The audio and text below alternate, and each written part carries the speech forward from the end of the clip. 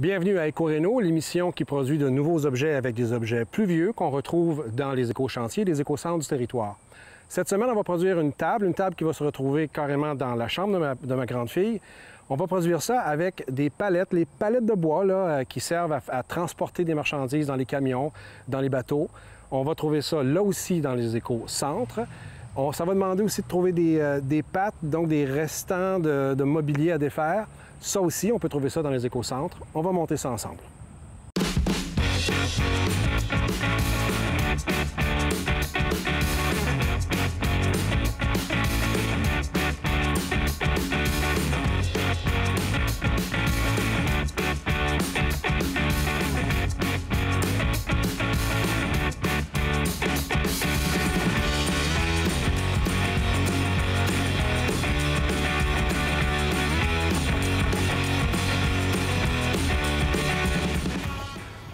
On est de retour à l'éco-centre de Rivière-du-Loup. On va aussi faire un petit détour à l'éco-chantier, c'est sur le même site. Notre défi d'aujourd'hui, c'est de trouver une palette de bois, ce qu'on utilise pour les transports commerciaux, en bon état, qui va nous permettre de faire notre projet. Mais on va voir aussi si l'éco-chantier nous permettrait d'avoir une bonne portion de peinture usagée qu'on peut obtenir pour presque rien.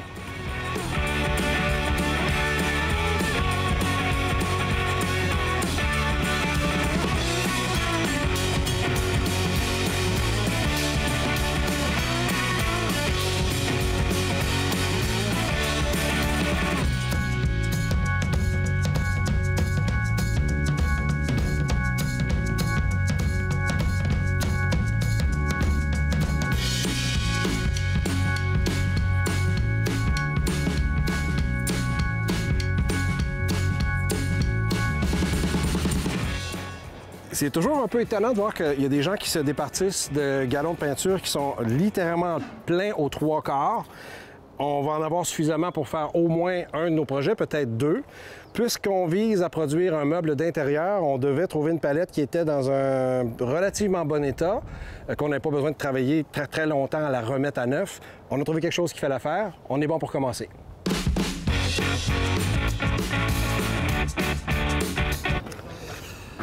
On n'a même pas eu le temps de quitter le site de l'éco-centre de Rivière-du-Loup.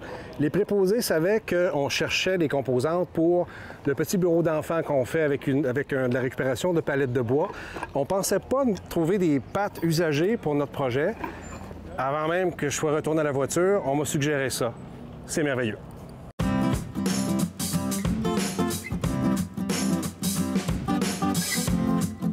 Pour les petits trésors des éco-centres, je tenais à vous présenter les vélos pour enfants.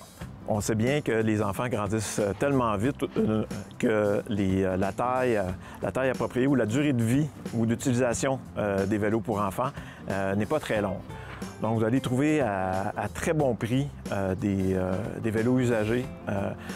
On reçoit beaucoup là, de petites familles, également de grands-parents qui tiennent à trouver des vélos pour leurs enfants ou leurs petits-enfants à des prix, je vous dirais, plus qu'abordables. Donc, c'est des choses qu'on retrouve là, au niveau de nos éco-centres et qui est souvent, on peut dire, peu ou mal connu. Donc, n'hésitez pas à venir nous visiter pour voir l'inventaire de vélos pour enfants que nous avons. Ça nous fera énormément plaisir de vous présenter ce qui est disponible, ainsi que d'autres jouets d'extérieur pour enfants.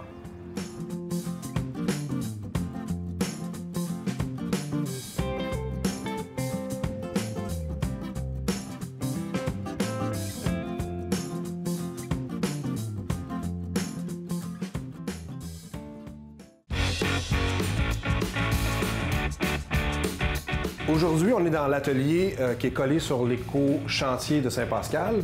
On va travailler ensemble, on va travailler le projet de bureau. Ça va être un bureau pour enfants dans ce cas-ci, à base de palettes. On se souvient que quand on était à l'éco-centre de Rivière-du-Loup, on avait trouvé deux palettes qui étaient des palettes traditionnelles, c'est-à-dire avec beaucoup d'espacement entre chacune des planches.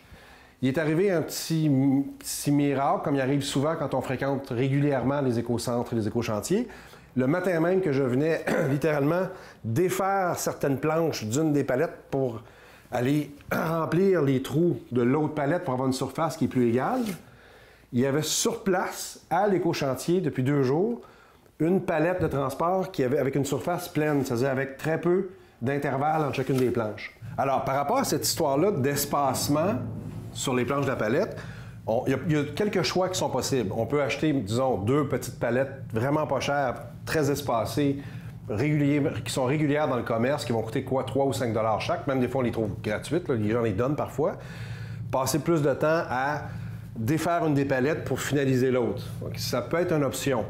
On peut simplement avoir la chance de temps en temps d'en trouver une comme ça qui a été bâtie. Probablement que c'est dû à un besoin de transport d'un objet qui devait être plus lourd, plus massif. Donc, ils ont mis des planches partout sans espacement. Celles-là, c'est rare qu'on va les trouver gratuites ou à presque rien.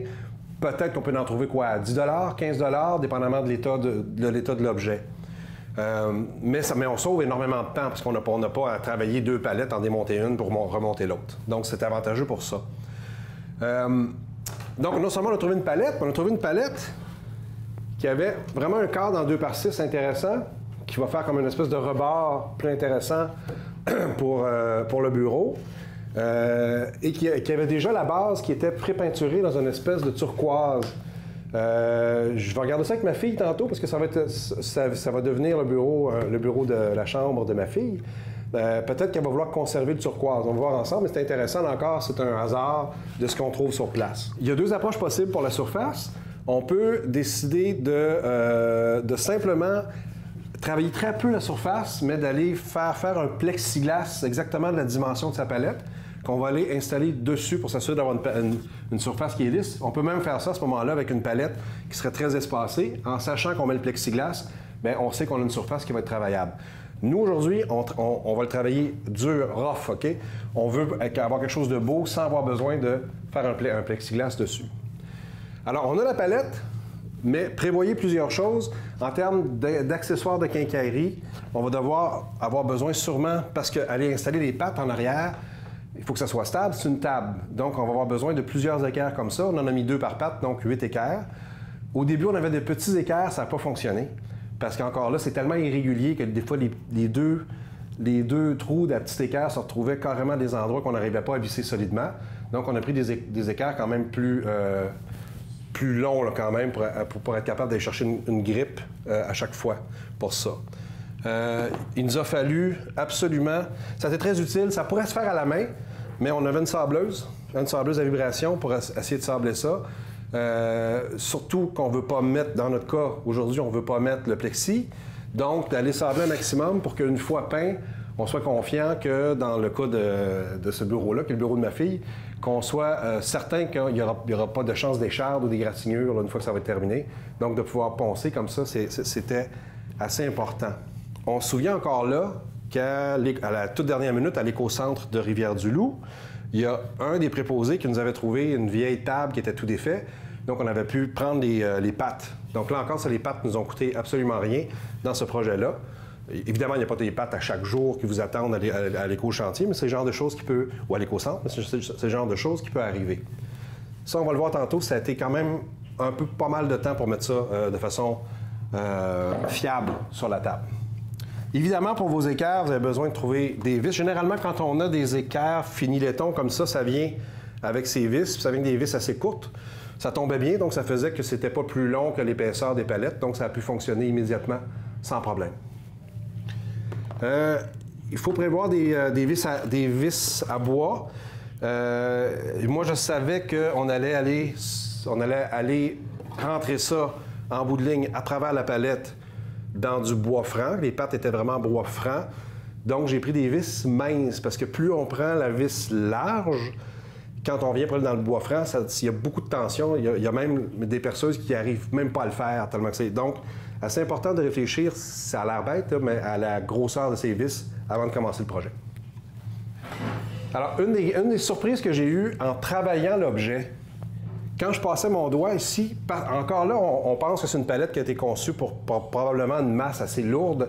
Donc, quand je me suis mis à travailler l'objet, quand je passais mon doigt ici, la série de broches, parce qu'il y a probablement une centaine, là, quasiment ou au moins une soixantaine de grosses broches comme ça qui avaient été plantées dedans, plus les clous. Donc, quand je passais mon doigt, À plusieurs endroits, je pouvais facilement faire une graphing sur ma peau. Évidemment, je vise à en faire un meuble pour la chambre de ma fille. Même une fois peinturé, je veux que ça soit sécuritaire, puis j'ai pas peur que ma fille s'égratigne en faisant ses travaux sur cette table-là. J'ai dû passer quasiment 1 heure, OK, à m'assurer que les clous, non seulement que les clous étaient bien rentrés, mais que au début, j'ai fait des tests, j'ai commencé à enlever certaines agrafes. C'était très, très long. C'est pas là, ça m'aurait pris une éternité. Alors, j'ai fait le choix d'y aller avec des tournevis, puis d'aller m'assurer que absolument tout ce qui est agrafe est suffisamment rentré dans le bois, que là, quand je passe mon doigt partout sur les surfaces, à aucun moment, j'ai l'impression, il y a une petite écharde ici, là, à aucun moment, j'ai l'impression que je vais pouvoir m'égratigner les doigts. Donc, une fois peinturé, ça va faire une surface sécuritaire pour que ma fille puisse travailler là-dessus. Bon, toujours parce nous, personnellement, sur ce projet-là, on a décidé de ne pas mettre le plexiglas. On pourrait se poser une question, à savoir, est-ce qu'on remplace cette planche-là, qui est vraiment la plus maganée? Ça serait faisable parce que si on prend n'importe quelle palette gratuite ou à 3 $, on devrait en trouver une qui a à peu près les mêmes dimensions puis remplacer ça. C'est une question d'esthétique, c'est une question de goût. Nous, on va simplement, jusqu'à la fin, s'assurer qu'on passe un petit peu la sableuse, être sûr qu'on n'a pas d'écharde, ni là, ni dans les nœuds ici. Puis on va garder ça comme ça, naturel. Une fois tout peinturé uni, là, on va voir tantôt, on a trouvé une belle couleur qui s'appelle Cherry. Une fois tout peinturé uni, on est confiant que ça va faire un bel effet vieillot. C'est un choix, mais tout le monde fait les choix qui leur convient. On pourrait décider de remplacer cette planche-là, ou on pourrait trouver encore en plus mauvais état, puis décider encore une fois, de mettre une surface de plexiglas. C'est selon vos goûts, vos goûts d'esthétique. Bon, on va aller zoomer sur une autre étape qu'on a eu du fun en masse, qui a pris un petit peu de temps, mais qui a été vraiment drôle à faire. C'est un peu l'échange qu'on fait. Hein. On met la main sur des objets qui nous coûtent à peu près rien, puis on met un peu de temps dessus. C'est ça l'échange qu'on fait. Alors, on va aller voir ça. Il faudrait que je déplace ça. Je ne sais pas si quelqu'un peut... Anne-Christine pourrait aller me donner une autre paire de bras. Salut Anne-Christine. Voilà. Et là, on découvre les dessous, hein, les dessous de la palette. Donc, on se retrouve de l'autre côté de la palette. On a eu 2 étapes importantes. Dès qu'on a retourné ça, on a réalisé qu'il fallait aller retravailler les fameuses agrafes qui ont sûrement été mis au fusil.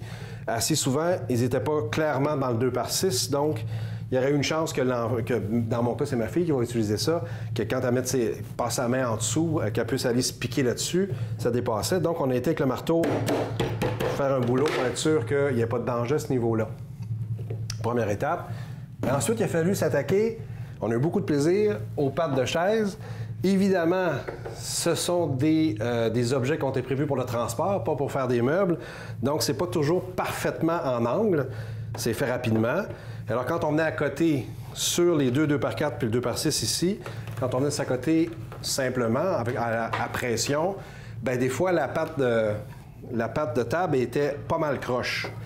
Donc, dans 2 cas, il a fallu carrément aller chimer pour s'assurer qu'on ait un angle du bon sens, pour pas se retrouver avec une table que les pattes un peu... On sait que ça fragilise beaucoup la table si les pattes ne sont pas bien en angle de 90 degrés. Et là, première erreur que j'ai faite, une fois que c'était bien droit, bien chimé, j'essayais d'y aller directement avec ma grande vis d'1,5 pouce pour traverser le 2x6 ici, puis aller dans le bois franc de la patte. Et ça a été une mauvaise idée parce que je t'avais poussé très fort pour aller percer le bois franc, puis une fois que ça mordait très fort. Et là, je me retrouvais avec une patte qui était croche une fois que j'avais mordu dans du bois très, très solide. Et là, enlever la vis, il y a une tête de vis qui a cassé. En tout cas, je vous le suggère pas. Ça a beaucoup mieux fonctionné quand on a commencé par installer les équerres. Donc, installer les équerres de façon à ce que, effectivement, une fois que les équerres sont vissés, qu'on se retrouve avec une patte qui, autant dans cet angle-là que dans cet angle-là, était bien, bien en angle droit. Et une fois que ça, c'était solide avec les équerres, quand on allait visser dans le bois franc à travers le 2x6, c'est resté stable. Puis là, on se trouvait avec des pattes qui sont, si on prenait un niveau, là, qui sont dans une tolérance tout à fait correcte là, pour une table.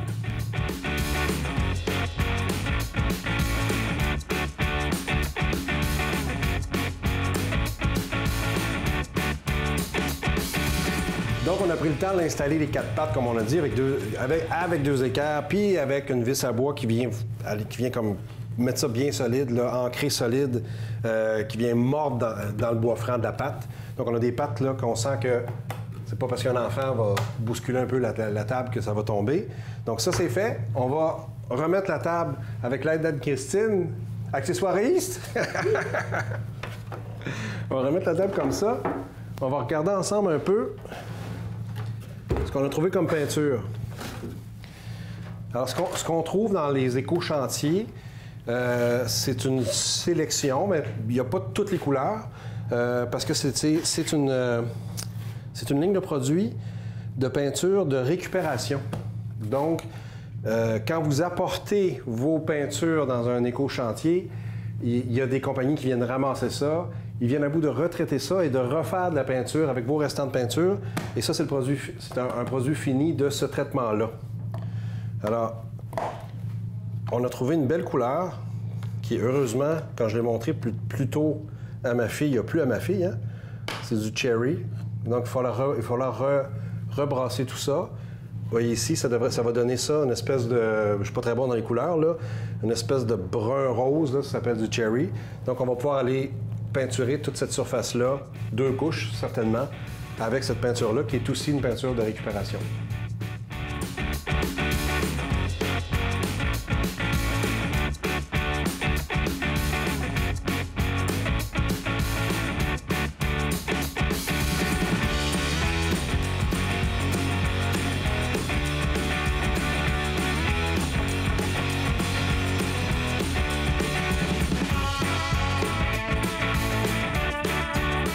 Super, ma belle. Ça va être beau, hein? C'est une belle couleur. On va terminer ça ensemble au complet. On va décider si on garde notre turquoise puis on fait un découpage ou si on met l'ensemble du meuble la même couleur, tout en couleur cerise. On va faire ça ensemble. Ça va être ta table de couture dans ta chambre. Donc, nous, on va finir l'objet, prendre des photos de l'objet fini, mais on va aussi prendre des photos de l'objet dans son contexte, dans la chambre de la petite, voir à quoi ça ressemble une fois que c'est intégré dans une maison.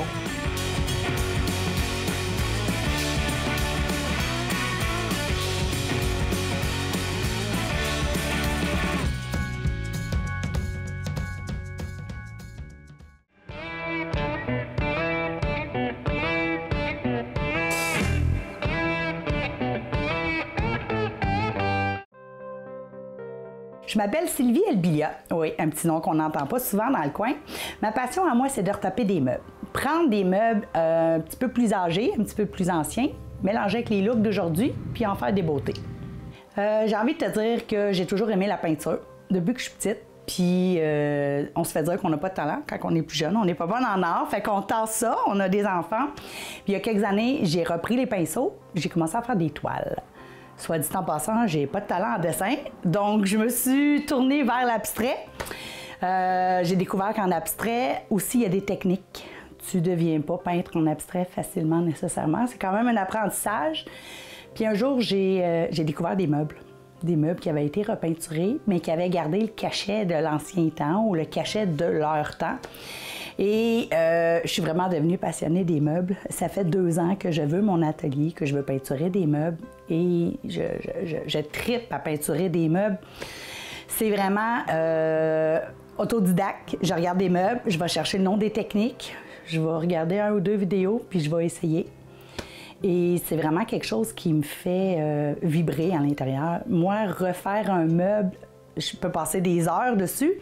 Puis j'ai envie de te dire que je le sors pas si je suis pas satisfaite entièrement, si je ne l'aime pas, si faut que mon cœur vibre, sinon je peux pas le sortir.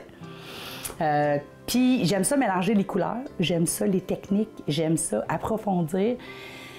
Mais quand j'en parle aux gens autour de moi, ils le voient dans mes yeux, là, ça me fait vibrer. J'ai vraiment quelque chose que j'aimerais ça faire plus à temps plein, plus souvent. Je trouve que ça rajoute de la couleur chez les gens. J'aime beaucoup ça. D'ailleurs, ma première série de toiles, après avoir vendu la moitié, j'ai offert le restant dans une maison de personnes âgées parce que je voulais égayer les gens. Puis je trouvais ça beau. T'sais, on a fait une exposition, mais dans leur propre salle à manger, puis ils ont choisi leur toile, puis là, ils tripaient, ils mettaient de la couleur. Fait que je pense que les meubles, c'est un petit peu ça aussi, c'est de mettre de la couleur chez les gens. Puis avec ma touche personnelle, parce que j'ai quand même une créativité qui ressemble un petit peu à ce qu'on voit, mais tu sais, ma touche un petit peu à moi, là, personnelle.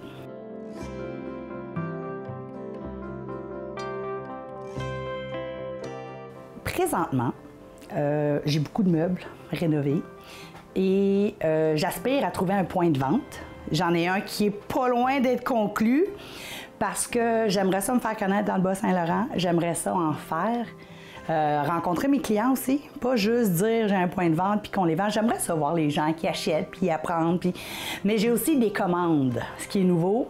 Les gens qui me disent je veux telle chaise pour telle, puis soit ils m'emmènent, à date ils m'emmènent des photos, je me suis pas déplacée, mais je suis prête à me déplacer pour aller voir leur milieu puis faire leur couleur. Fait que j'aimerais ça en faire plus, mais je veux pas vivre de ça juste pour faire de l'argent, je veux vivre de ça parce que j'aime ça.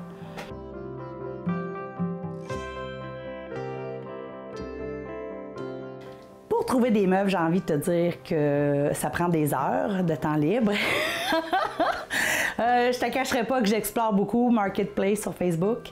Je regarde beaucoup les successions parce que souvent, il y a des anciens meubles, il y a des personnes âgées qui ont des meubles du temps. Puis pour moi, parce que tu sais, j'ai envie de te dire, je refais des meubles, mais je refais des meubles en bois. Je refais pas des meubles en métal. Parce que pour moi, le bois, ça a une signification, ça a une histoire. Ça fait une semaine, je me dis, le bois, pourquoi le bois plus que le métal? Il y a des chaises en métal qui sont super magnifiques, mais je trouve qu'ils n'ont pas d'histoire. Tandis que les meubles en bois, ils ont une histoire, on ne se le cachera pas. Dans le temps des Égyptiens et des Grecs, il y avait déjà des meubles en bois, même s'il y avait beaucoup de pierres, mais dans le temps de nos grands-parents aussi, il y avait beaucoup. Puis souvent, c'est des meubles qui sont solides. Puis quand je les refais, j'essaie de pas tout le temps enlever l'histoire qu'il y a sur le meuble. J'ai fait plusieurs chaises que j'ai pas nécessairement ici, mais j'essaie de garder l'histoire. J'ai un meuble dans ma cuisine que j'ai fait avec des couleurs très in, très today, mais le petit bout qui était cassé, je l'ai laissé casser. Fait que j'aime le bois pour l'énergie, pour l'histoire. Puis c'est ça que je cherche un petit peu partout quand je vais chercher des meubles. Puis c'est plate, mais je cherche des meubles pas chers. Mais j'ai des gens qui m'en ont offert aussi parce qu'ils veulent m'encourager. Ça, je trouve ça super sympathique. Parce que je veux passer du temps dessus. Mais je veux faire au moins un petit peu d'argent pour les revendre, mais c'est ça, je cherche beaucoup un petit peu partout. Puis les fins de maison, des ventes. Puis je prends beaucoup de temps à chercher mes meubles, puis aller chercher des meubles que j'aime. Il faut que j'aime le meuble avant de le peindre. Je peux pas prendre une chaise ou un meuble si je l'aime pas. Il faut que le meuble me parle, puis ensuite, je peux le transformer, je peux le modifier. Puis il y a plein de nouvelles techniques que je me suis équipée pour faire, mais que je n'ai pas commencé à faire encore parce que mon atelier il est plein. Mais ça s'en vient!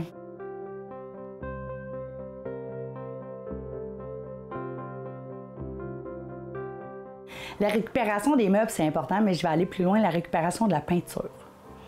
J'ai dans mon atelier des galons de peinture qui ne servent plus, que j'ai pris chez mon oncle, ma tante, mes voisins, des gens un peu partout.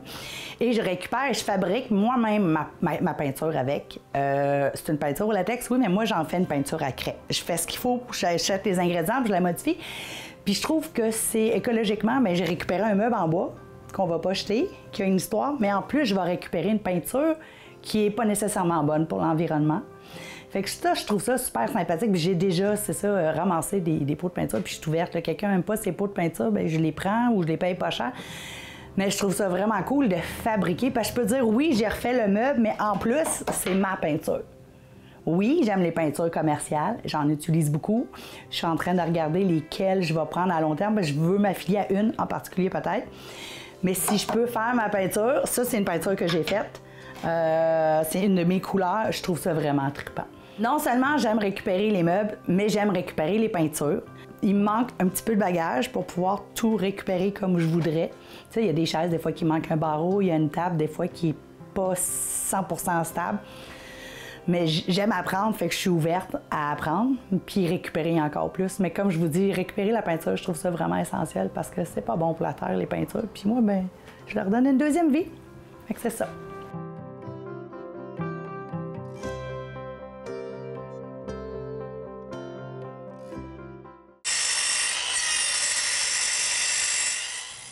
Alors, on est rendu au moment où on apporte le nouvel objet transformé dans son nouvel environnement. On a monté ça dans l'escalier, mon fils et moi, pour déposer ça dans la chambre de ma fille. On craignait un petit peu que la surface soit un petit peu volumineuse, un peu trop large. Non, ça concordait bien avec l'espace dans sa chambre. Elle a maintenant un espace de travail ou de loisir pour, au fond, quelques dollars, quelques objets qui nous ont permis de faire quelque chose qui, ma foi, est assez joli. Merci de nous avoir accompagnés pendant cet épisode. On se retrouve la semaine prochaine pour encore une fois transformer de vieux objets.